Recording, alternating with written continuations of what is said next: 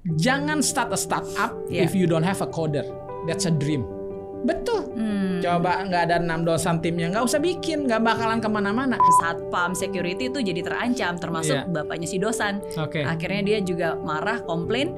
Jadi teknologi itu menyulitkan atau memudahkan? Dikatakan diprediksi tahun 2030 akan ada 800 juta pekerjaan yang hilang. Memang mengerikan juga kan kalau banyak orang yang kena dampak seperti bapaknya si dosen lalu tidak bisa menerima. Akhirnya kan terjadi kecemburuan sosial, untuk ujungnya yang rugi kita juga semua kan. A coder is a billionaire creator.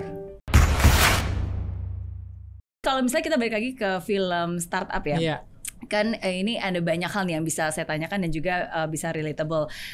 Salah satunya adalah kalau di dunia startup itu selalu banyak orang bilang create a solution, dan solutionnya itu kalau bisa lebih bagus painkillers, bukan vitamin. Artinya yang benar-benar sangat dibutuhkan. Nah, tapi kan kalau kita lihat di film startup yang dibuat misalnya kayak driverless car, mobil yang bisa nyetir sendiri. Terus kita ngelihat beberapa aplikasi-aplikasi yang sekarang ada di sekitar kita pun itu sebenarnya kan good to have, bukannya must have. Iya nggak sih, kayak Netflix gitu kan ya good to have. Kayak Instagram, sosial media ya itu kan good to have, bukannya painkillers kan. Tapi justru itu yang sering dibuat. Jadi gimana menurut pandangan? Kalau sudut pandang saya gini, kita bicara pain, pain itu kan ada level. Ada yang pain sekali, ya kan, pain berat. Ada yang cuma sedikit atau middle, ya kan. Jadi sebenarnya intinya orang suka bilang adalah problem solver, bahwa kita membuat startup itu harus memecahkan sebuah masalah. Ya kan? Kalau bicara Instagram tadi memecahkan masalah nggak sih? Menurut saya masalah orang untuk narsis kan penyalurannya bagaimana? Iya kan? Itu salah satu kebutuhan orang untuk tampil, mau dilihat orang, atau juga bisa salah satu cara untuk berekspresi ya, atau juga untuk menyimpan kenangan. Kan itu adalah satu problem. Walaupun mungkin ya semua problem itu tergantung individu. Mungkin bagi Mary, itu nomor 3. Bisa jadi untuk si Susi itu nomor 1. Tapi ini it's a pain ya, itu tetap pain. Yang penting kita lihat gini aja, kalau dia berhasil berarti itu memang dibutuhkan. Oleh customer ya. Atau mungkin dengan memunculkan itu orang jadi sadar, ternyata saya butuh itu. Bisa jadi. Itu tergantung memang. Kita bisa membuat solution yang memang sudah ada problemnya. Atau kalau orang yang genius, dia bisa mengantisipasi bahwa ada satu problem nanti. Gitu. Misalnya contohnya kayak driverless car. Nah, itu kan sesuatu yang nggak ada driverless car, toh semuanya bisa fine aja. That's solving a problem. Sebenarnya driverless car itu adalah kalau nanti kita mulai merasa bahwa kecelakaan itu besar. Betul kan? Kecelakaan besar, satu mengurangi kecelakaan. Kedua itu adalah orang sibuk. Nanti cari supir juga susah. Mungkin di Indonesia masih gampang cari supir ya. Kalau di negara maju siapa yang mau jadi supir kecuali udah krisis ekonomi. Dan belum lagi orang sibuk. Bagaimana saya bisa tidur sementara mobil lagi berjalan? Bagaimana saya bisa baca, bisa belajar sembari mobil berjalan kan gitu. Jadi pasti banyak ada kebutuhan. Belum lagi kalau bicara orang buta. Nah, kan di film itu si neneknya kan mulai buta. Itu bagus sekali sebenarnya driverless car itu, bahwa orang buta pun bisa tetap memiliki hidup, kegiatan, kemana-mana, nggak usah mesti panggil cucu setirin dong, nggak perlu. Saya punya driverless car, saya punya Yongsil atau apa itu disebut. Yongsil ya, call the car ya, open dia bisa pergi kan gitu. Kalau di film sekarang namanya Tarzan. Namanya Tarzan. Oke. Iya, betul sih. Sometimes kadang-kadang ya kita nggak sadar sampai begitu hal itu diciptakan untuk kita, baru kita ternyata ini berguna gitu ya, mengantisipasi future problem yang sebenarnya mungkin bisa menjadi problem. Betul. Oke. Kalau misalnya kayak toko tanpa kasir, ya kan, itu is it really necessary sebenarnya?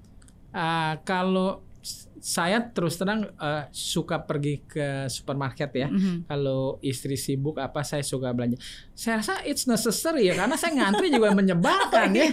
Ngantri begitu lama, di scan belum tunggu.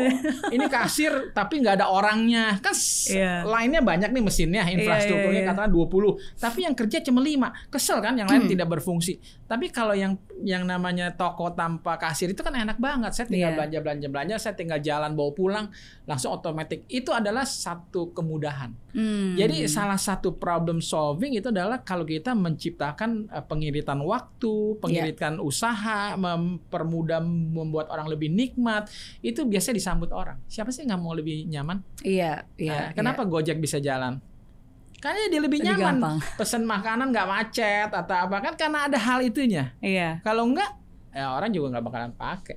Nah, mungkin tadinya nggak pernah terpikir. Mungkin ya tadinya solution, namanya kan orang bisa apa sih, orang pivot ya namanya bikin solution. Mungkin Gojek tadinya pikirnya cuma antar jemput yang kita tahu, ojek kan. Betul. Tapi kalau saya lihat, kalau memang dia cuma jadi ojek, itu akan mati dengan sendirinya. Pada waktu manusia semakin makmur, dia udah bisa punya mobil, dia nggak bakalan naik ojek. Maaf aja ya, yang naik ojek kan pasti karena ekonomi bagaimana. Tapi karena dia beralih, bukan ojek, jadi kalau saya lihat tuh jadi OB. OB pakai motor. Bener. Office boy, saya bisa suruh antar ini, beli ini, kan udah beda fungsi. Betul. Nah, kalau itu masih bisa survive. Dan itu masih bisa diimplement di negara maju, karena itu butuh pesuruh. Tapi kalau mau service ojek di negara maju, saya rasa nggak bakalan laku tuh ya. Kecuali cuma buat rekreasi mungkin ya. Sekali-sekali mau ada angin sejuk dia naik ojek. Atau kalau lagi macet banget gitu kan, sedangkan kita harus sampai ke tujuan, udah keluar dari mobil, udah itu naik ojek. Ya mungkin darurat kan begitu. Tapi kalau transportasi sudah teratur juga, kayaknya jarang juga macet kan. Iya. Jadi again tergantung sih. Sometimes teknologi itu bisa sangat membantu, dan kadang-kadang dengan adanya teknologi ya kita jadi lebih mensadar bahwa ternyata hidup bisa lebih mudah, ya kan? Terutama kan kalau kita bicara joke-nya nih ya, para pengemis ya suka minta-minta di China kan udah cashless tuh. Lebih enak dia. Oh iya. Iya, kan kalau dulu orang mau ngasih uang, maaf Mas nggak ada uang kecil, nggak ada uang receh. Sekarang nggak perlu kecil-kecil receh, tinggal scan QR code-nya aja. Dia juga nggak bisa dirampok kan, enak juga, paperless. Ya, itu juga bagus lah ya. Dengan adanya cashless itu, sehingga dia ada kisah katanya perampok menangis pada waktu mau merampok ke sebuah fast toko serba ada apa yang cepet kayak di sini tuh, ya kan? Nggak, di kasirnya nggak ada duit karena semua kan cashless bayarnya. Itu keamanan juga sih sebetulnya ya. Kedepannya jadi lebih bagus. Ya semua pasti ada positif dan pasti ada dampak negatifnya, udah pasti. Betul. Nah ini juga karena kan kalau misalnya tadi Pak Purwa bilang teknologi itu memudahkan dan memang gitu. Tapi ternyata bukan memudahkan untuk semua orang. And certain part sebenarnya teknologi itu menyulitkan, bahkan menyusahkan. Kalau di film Startup episode 11 itu ada bagian di mana ya gara-gara si ini di mana? Nah, si Inje. Si Inje dia membuat aplikasi AI security. Tapi gara-gara itu berarti semua pekerjaan satpam security itu jadi terancam, termasuk bapaknya si dosan. Akhirnya dia juga marah, komplain. Jadi teknologi itu menyulitkan atau memudahkan? Jadi gini, setiap teknologi hadir baru selalu dia membawa perubahan, membawa ancaman dan kesempatan. Nah, itu memang nggak bisa dihindari. Dan orang menciptakan teknologi kan mau lebih maju. Selalu begitu kan, meningkatkan kualitas hidup dan segala macam. Nah, satu kunci kata yang menurut saya kita perlu ya miliki untuk tetap eksis, sukses adalah adaptasi. Kita harus bisa beradaptasi. Harus hanya orang yang bisa beradaptasi, dia bisa terus. Ya. Nah, jadi saya bilang tadi dampak. Contohnya yang mobil tanpa supir, driverless. Sebetulnya itu ada dampak ke asuransi nanti. Karena kalau sudah mobilnya lancar, jalan nggak pernah tabrakan, semua lewat sistem, buat apa lagi beli asuransi? Betul. Terus mau salahkan siapa? Gitu. This is life gitu. Kita mesti fair enough. Jadi memang kita harus bisa adapt, jangan fight against it gitu. Kita harus ikutin arus beradaptasi. Jadi sebenarnya kalau saya lihat bukan hilang pekerjaan, tapi terjadi pergeseran, shifting. Pada waktu komputer ada, itu mesin tik tergeser. Masa jadi maksakan kita tetap kekeh gitu ya. Saya mau ngetik pakai mesin tik yang tok jari sampai sakit begitu ya. Nggak bisa. Kita harus belajar komputer karena sekarang ngetik sudah pakai software, pakai aplikasi lewat komputer. Jadi memang terjadi shifting. Nah, menurut prediksi dari McKinsey ya, itu satu badan konsultan yang cukup terkenal besar, dikatakan diprediksi tahun 2030 akan ada 800 juta pekerjaan yang hilang. 800 juta pekerjaan. Paham. Betul. Manusia yang kena dampak. Jadi ini akan terjadi pergeseran, shifting. Jadi memang mau nggak mau kita harus celik sekarang melihat. Jangan sampai juga sekolah membuka jurusan yang akan kadaluarsa. Dan jangan sampai kita orang tua memilih jurusan atau kita anak muda memilih karir yang salah. Gitu. Itu saya sih kasih warning ya. Karena memang jangan sampai begitu lulus kerjaan udah nggak ada. Ya kan? Udah kadaluarsa. Benar. Ya, contoh accountant lah. Accountant itu udah banyak lama digantikan sama software. Tinggal sejauh mana nanti udah ada AI segala macam. Apakah masih dibutuhkan seorang accountant? Nah, itu pertanyaan besar kan. Ya kalau kita bersikeras ya silakan saja. Tapi pesan saya adalah ya kembali lagi rendah hati itu memang penting ya. Dan tinggi hati itu awal kejatuhan. Biasanya orang yang tinggi hati itu nggak mau terima masukan, ya, nggak mau peduli, masa bodoh gitu kan. Nah itu yang memang kita harus hati-hati. Mungkin kalau misalnya kita balik lagi ke film startup ya, mungkin kalau saya ngelihat dari posisi bapaknya si Dosan, bukannya dia nggak mau adaptasi sih, mungkin dia mau beradaptasi. Karena gitu. Terlalu cepat gitu. Ya tapi kan butuh waktu, apalagi untuk usia seperti itu. Maksudnya nggak se-agile anak-anak muda sekarang yang cepat gitu, bisa rubah, bisa belajar. Nah jadi sedangkan ada beberapa kelompok orang yang yaitu butuh waktu dan menurut dia kan ini terlalu cepat gitu. Tapi kecepatan itu yang akan menghurt dan melukai. Kalau saya bilang nggak terlalu cepat ya, yang masalahnya yang terlalu lambat bapaknya. Mungkin dia sudah nggak aware dari sebelum-sebelumnya udah sering lihat di TV ada kata digital. Mungkin juga para pemirsa sekarang lihat wawancara saya dengan Mary gitu. Apaan tuh ya? Kagak mau tahu gitu. Nanti setelah 4 tahun udah terjadi baru. Itu bukan kecepatan. Anda yang sudah terlambat sebetulnya. Betul kan? Betul. Yes. Ini realita ya. Jadi buat yang nonton ini tuh tertampar gitu kan. Jadi saya fair-fair aja ya. Masa ngomong apa adanya. Tapi emang bener sih Pak Purwa. Mungkin kita ngeliat sama keadaan sekarang ya. Pandemi gitu kan. Di pandemi ini banyak orang yang kayaknya wah kok tiba-tiba harus berubah, tiba-tiba harus belajar. Padahal sebenarnya kan kita udah bisa ngeliat nih pergerakan menggunakan dunia online, teknologi gitu kan, nggak harus bertemu face to face, online gitu, bukan offline. Itu kan sudah kelihatan dari sejak beberapa tahun yang lalu. Hanya saja there's no urgency. Sampai sekarang gara-gara pandemi, jadi terpaksa semua toko tutup, baru deh, wah gimana nih? Akhirnya terpaksa harus belajar. Baru sadar. gitu. Saya rasa itu satu berkat daripada terlambat sadarnya, ya kan?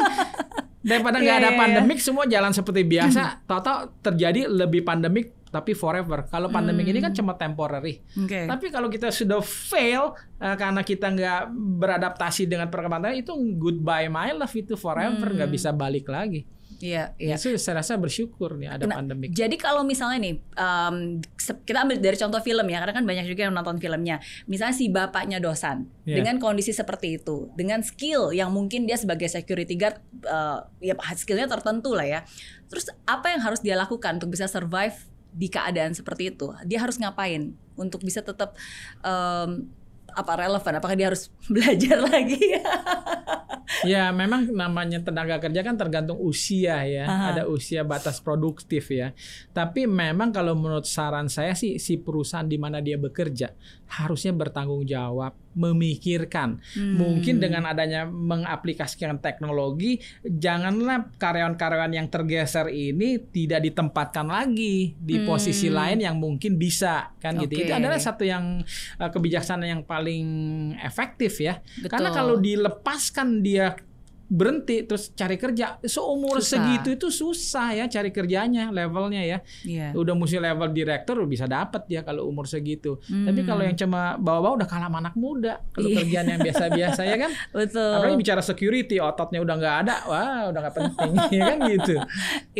Ya berarti again bukan hanya individual nih ya, tapi at least perusahaannya pun juga harus memikirkan ketika dia mengadop teknologi, ya bukan hanya mengadop teknologinya, tapi implementasinya seperti apa nih dampaknya kepada orang-orang yang sekarang nanti akan digantikan tapi seperti apa. Tapi memang mengerikan sih ya dampaknya itu ya. Makanya kalau saya dengar berita itu para startup yang besar-besar di luar itu udah bikin bunker. Bunker itu untuk melindungi diri kalau sampai nanti terjadi satu kecemburuan sosial. Iya, jadi maksudnya memang mengerikan juga kan kalau banyak orang yang kena dampak seperti bapaknya si Dosan lalu tidak bisa menerima. Akhirnya kan terjadi kecemburuan sosial, untuk ujungnya yang rugi kita juga semua kan. Nah memang itu harus dipikirkan dengan bijaksana gitu. Bagaimana mungkin pemerintah ya, bagaimana proses shifting ini supaya semua jalan dengan lancar. Nomor satu adalah jawabnya selalu pendidikan. Bagaimana mulailah dibikin pendidikan yang bagus, yang berbau digital ini, supaya mereka itu bisa di-upgrade kan gitu kan, ditempatkan lagi bekerja untuk mengontrol peralatan-peralatan yang lebih high-tech, lebih advance seperti itu. Saya rasa mesti dipikirkan. Yang saya dengar juga nih, kalau dari film-film dan juga kenyataan, kalau di luar negeri itu negara maju, di penjara itu dikasih pendidikan. Ya kan? Kenapa? Supaya mereka kalau udah keluar penjara nggak bakalan masuk lagi. Tapi akan sukses di dunia luar. Kan gitu. Orang kan masuk penjara kan mungkin karena hilaf atau mungkin karena nggak ada. Itu coba pemerintah kalau pikirkan di situ. Ya kan? Mungkin kita Purwadika buka di penjara gitu ya. Mendidik mereka narapidana supaya jadi jago IT. Kembali ke neuroplasticity. Jangan menganggap remeh. Bisa jadi ada 6 dosan di dalam penjara sekarang ini. Cuma belum ada yang memolesnya aja sampai dia bersinar gitu loh. Itu masalahnya. Benar-benar. Tapi that's very true sih. Maksudnya saya senang banget ngobrol-ngobrol dengan Pak Purwo ya, karena kalau misalnya Pak Purwo pun juga udah memulai di industri ini dari sejak tahun 87, dalam arti udah sangat senior lah sebenarnya, tapi pikirannya tuh masih sangat anak muda, sangat agile, sangat fleksibel. Dan kalau berbicara tentang everyone need to learn programming, menurut saya itu juga relevan sih, karena zaman sekarang juga banyak programming untuk ibu-ibu, untuk emak-emak. Karena kan daripada dia di rumah, dia bisa do something, meng-create income juga. Betul, dan juga untuk mengimbangi anaknya. Jangan sampai nanti anak-anaknya ngomong apa dia nggak tahu, kan gitu ya. Tapi kalau lihat dari kisah yang film startup ini, coba diperhatikan. Pada waktu mereka bikin kontrak tuh si 6 dosan timnya sama yang 2STO dari Silicon Valley. Alex, betul. Alex, kan akhirnya semuanya dibuang. Siapa Dalmi semua ya. Kita lihat bahwa coders itu begitu penting kan. Dan memang sebetulnya kalau boleh bicara jujur, di dalam dunia digital internet bisnis sekarang ini seperti semua Tokopedia lah, Gojek semua, itu peranan software itu penting. Karena bisnis itu mungkin hampir 90% itu isinya software. Walaupun masih ada manusianya. Tapi kalau software-nya tidak ada, bisnisnya stop. Betul kan? Betul. Nah, berarti kalau software itu sebagai jiwa dari bisnis itu, dan bisnis itu kan harus dynamic. Harus bisa beradaptasi terus dengan pasar. Setiap beradaptasi ada perubahan apapun, harus rubah coding. Berarti butuh coder. Nah, makanya coders itu, maaf aja saya bukan menyombongkan diri karena saya juga orang IT gitu ya. Tapi memang primadona. Kalau bicara kurang di Indonesia, aduh jangan kata di Indonesia, di dunia yang maju, di Amerika aja kekurangan, apalagi di Indonesia kan begitu lebih-lebih. Jadi dunia ini sedang kehausan, kekurangan tenaga IT tadi. Yang memang berkualitas dan benar-benar harus bisa berkualitas supaya bisa bekerja seperti tukang bangun lah. Jadi sebenarnya hacker itu atau kode itu seperti yang membangun rumah. Kalau cuma desainer ya, kalau misalnya si Dalmi semua ya, siapa kalau nggak ada si 6 dosan, saya rasa itu mobil yang tanpa supir itu cuma mimpi aja, seperti mimpi di siang bolong, berangan-angan. Bagaimana bisa terrealisir kalau tidak ada codersnya, kan begitu? Betul. Jadi memang saya baru-baru ini kan diundang bicara di salah satu perusahaan Telkom di Indonesia ya. Itu bagus juga judul topik, dia bilang gini, a coder is a billionaire creator. Wah, itu statement saya senang juga, dan itu memang bukannya apa sih orang bilang tuh takabur. Tapi betul, bagaimana Facebook bisa besar, bagaimana Instagram, semua itu ada peranan coder.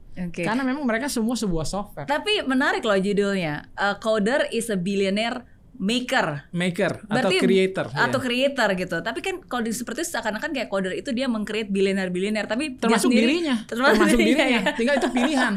Yuk mau kerja sama orang atau mau bikin startup sendiri. Iya kan? Betul. Iya. Saya sih anjurkan bikin startup sendiri. Jangan start a startup if you don't have a coder. That's a dream. Betul. Coba nggak ada 6 dosan timnya, nggak usah bikin, nggak bakalan kemana-mana. Lulusan IT di Indo tuh mengecewakan. Lulusan IT Indo tuh nggak siap kerja katanya. Gimana menurut komentar? Tapi itu fakta sih. Karena saya sudah lama di dunia bisnis di Indonesia, 33 tahun. Saya juga punya networking dari berbagai perusahaan. Semua keluhannya begitu, seperti mencari jarum dalam jerami. Orang teknik itu kecenderungan egonya besar. Oh ya? Iya. Orang teknik hati-hati ya kalau bicara sama orang teknik ya. Kalau saya udah bikin sesuatu, terus jangan ngomongnya yang kurang. Kalau memang jelek, ngomongnya mesti baik-baik. Kalau nggak tersinggung, itu orang teknik. Keakuannya besar. Saya asal ada yang mau bayarin dan ada uang, saya bisa ambil gelar berapapun. Saya bisa ambil dokternya bisa. Tapi bisnis itu agak sulit. Faktor X-nya banyak. Ngerti ya? Yeah. Jadi Anda jangan berpikir saya banyak uang, saya bisa berhasil bikin bisnis. No. Eits, tunggu dulu. Jangan lupa untuk subscribe ya dan klik link di bawah ini. Jangan lupa juga untuk klik tombol loncengnya. Oke? Terima kasih.